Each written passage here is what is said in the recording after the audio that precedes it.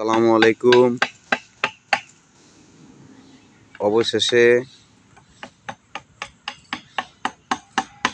আমি চিন্তা ভাবনা করছি এটাকে ছেড়ে দেই,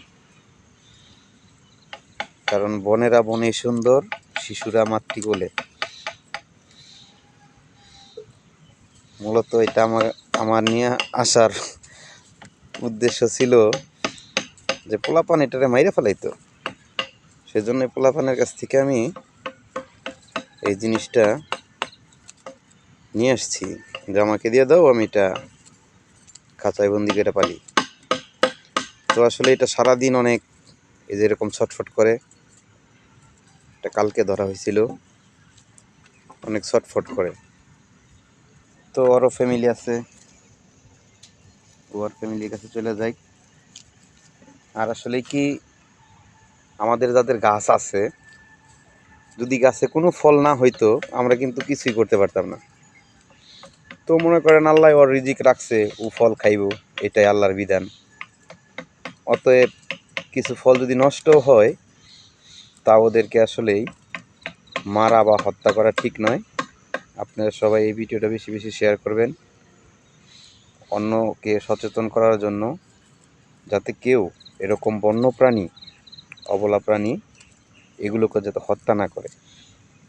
কারণ ওদেরও আল্লাহ তাআলা 18,000 মাখলুকাত সৃষ্টি করেছেন।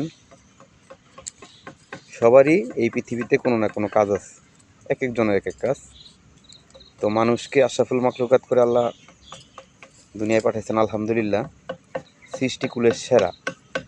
তো সেই সৃষ্টিকুলের সেরা হয়ে এই অবলা প্রাণীদেরকে নির্বিচারে ধ্বংস করা যাবে না, কারণ এরাও প্রকৃতির অংশ।